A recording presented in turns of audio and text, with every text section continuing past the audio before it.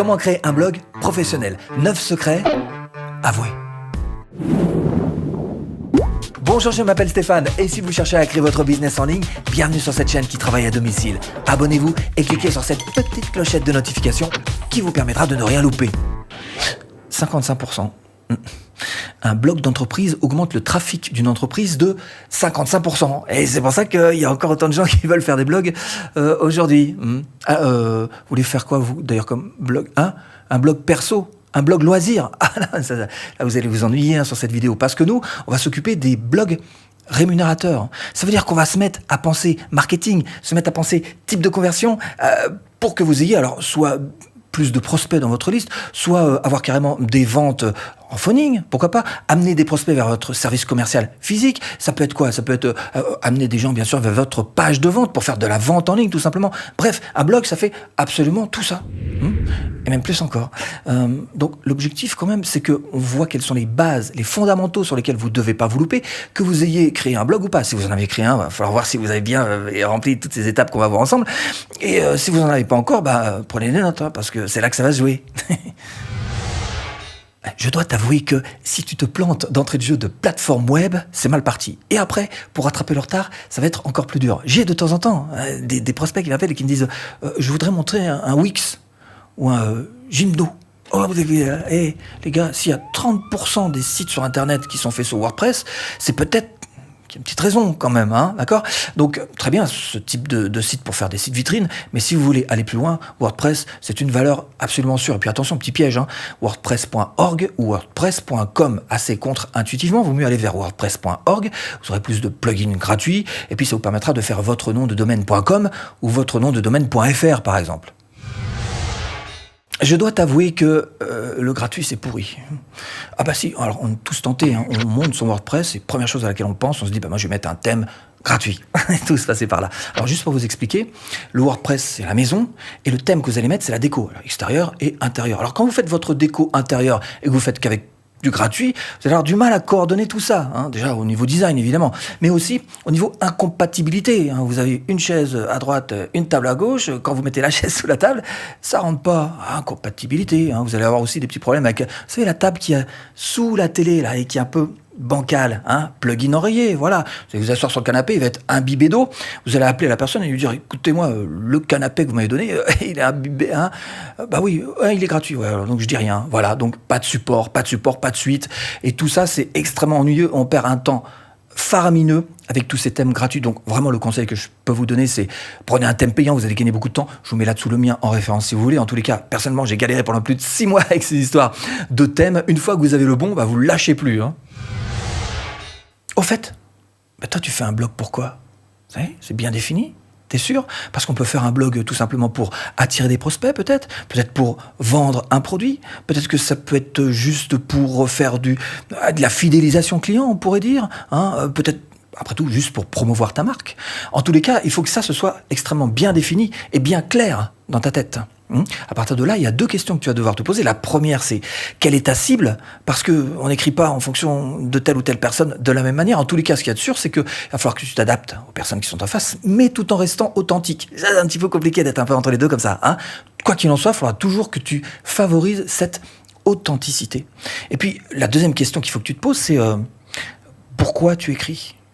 Les lecteurs qui débarquent, ils regardent un article, il y a quelque chose, ils demandent quelque chose. Donc il y a un besoin qui se cache derrière. Il va falloir aussi que tu sois capable d'écrire un article qui réponde aux besoins de ton lecteur. Et là encore, toujours en restant le plus droit dans tes bottes, en restant le plus sincère possible. Et là, la tentation est énorme. Vous l'entendez? L'appel de l'article qu'on a absolument envie d'écrire. Mais avant, il y a quand même 2-3 petites choses à faire encore. Oui, occupez-vous, avant ce premier article, de vos pages fixes. Qu'est-ce que c'est que les pages fixes? C'est tout ce qui est page d'accueil, c'est la page à propos, si importante et si consultée, c'est toutes les mentions légales, c'est une page 404, bref, c'est toutes ces pages qui, elles, ne bougent pas. Votre page de blog, évidemment, avec votre répertoire de tous les articles que vous venez d'écrire, tout ça, ça doit être mis en place, ça doit être pensé, votre marketing doit être prêt. Et même si vous n'avez pas encore fait ça, peut-être peut-être que vous n'en êtes pas là et que vous en êtes à l'étape d'avant. À l'étape d'avant, qu'est-ce qu'on fait? Ce serait bien de pouvoir utiliser ce type de plugin qui s'appelle, alors celui-ci ou un autre, celui-ci s'appelle Coming Soon and Maintenance Page et qui vous permet en fait de coller une landing page, une page qui va soit prévenir en fait que vous êtes en train de construire un site, soit proposer un petit cadeau, pourquoi pas, avec un formulaire et pouvoir commencer d'ores et déjà à capturer des adresses email avant même d'avoir construit donc toute la partie page et évidemment toute la partie blog avec votre premier article. Donc c'est dans cet ordre-là qu'il faut prendre les choses. Bon, j'ai un aveu à te faire, le SEO, c'est compliqué.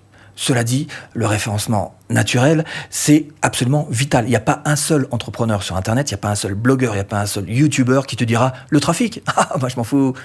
Non, le trafic, personne s'en fout. Le trafic, c'est carrément le nerf de la guerre. C'est ce pourquoi tu vas être obligé de te battre parce qu'un blog sans aucun visiteur, ça sert à rien. Donc, il y a deux manières en fait d'amener du trafic. Le premier, tu payes, ça s'appelle la pub. Et puis le deuxième, faut travailler un tout petit peu, faut travailler un minimum ce qu'est le référencement naturel pour faire en sorte que tes articles de blog montent au classement de Google, puissent être vus et puissent être visités. Autre petit secret, comparez-vous à un groupe de musique. Un concert, il va donner un concert, voilà. Et un groupe qui arrive sur scène, en général, il sait exactement quels sont les morceaux qu'il va jouer. Il y a quelque chose de très défini, une trame, en sachant très bien qu'au début, il va mettre des morceaux qui sont forts, au milieu, il va mettre plutôt ses slows, puis à la fin, il va essayer de terminer fort aussi. Donc vous devez faire absolument la même chose pour vos écrits, c'est-à-dire mettre en place un planning qui va vous permettre d'organiser, programmer le sujet, la date de publication, les mots-clés, et même les liens internes. Quoi qu'il arrive, le fait de programmer à l'avance, ça va vous donner un véritable confort de vie. Dans votre tête, vous saurez exactement ce que vous avez à faire. Et même si un jour vous décidez comme ça, de vous dire je peux me permettre de prendre un petit peu de retard, vous ne pouvez savoir quel est le retard à rattraper que si bel et bien vous avez programmé ce que vous avez à faire. Sinon, ça va être difficile. Autre petit secret, le tunnel de vente.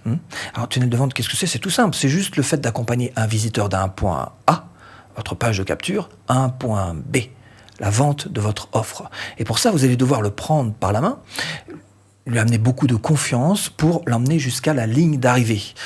Alors, je vous dis tout de suite, on en perd beaucoup au passage. Et pourquoi? Quelques raisons, tiens. Il doute encore de la qualité de votre produit. Il ne sait pas s'il doit vous faire confiance. Il réfléchit s'il a vraiment besoin de votre produit. Il veut comparer avec les concurrents avant de prendre sa décision. Il n'a pas le temps maintenant, mais il y reviendra plus tard, soi-disant. Il fait face à un problème technique qui l'empêche d'aller jusqu'au bout. Alors ça peut être, un problème de panne de courant, une difficulté à payer, enfin bref, qu'importe, toujours est-il que le marketeur, lui, il a quand même son outil magique qui est là à sa disposition et qui n'est autre que sa liste de contacts. Parce que grâce à ça, grâce au fait qu'il ait collecté des adresses email et donc qu'il ait gardé une trace des personnes qui ont traversé donc ces différentes pages, il pourra se réadresser une seconde fois, pourquoi pas, à la personne et lui reproposer une seconde fois, pourquoi pas, son offre. Est-ce que vous connaissez la différence entre un match de foot et un match de tennis? Le temps. Si, un match de foot, 90 minutes, 120 minutes au pire, rempli bagage, c'est fini, on rentre à la maison.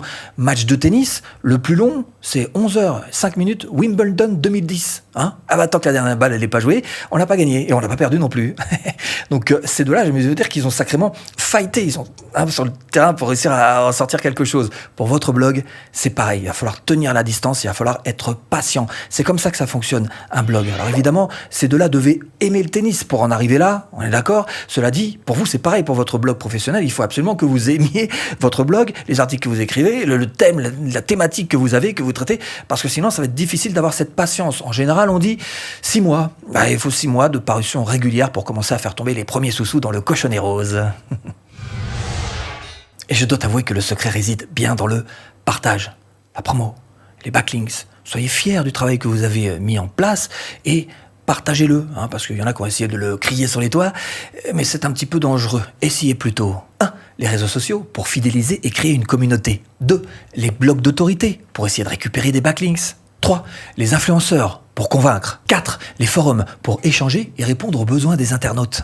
5. Le réseau local pour attirer une cible proche géographiquement. 6. La publicité payante sur Google Ads pour booster votre trafic rapidement. Et si vous voulez aller plus loin et transformer votre blog en un véritable tremplin à vente, ce que je vous propose, c'est tout simplement de cliquer là. Formation offerte. Bon, j'espère vous avoir un petit peu aiguillé dans cette botte de foin. Je vous dis à bientôt en vidéo.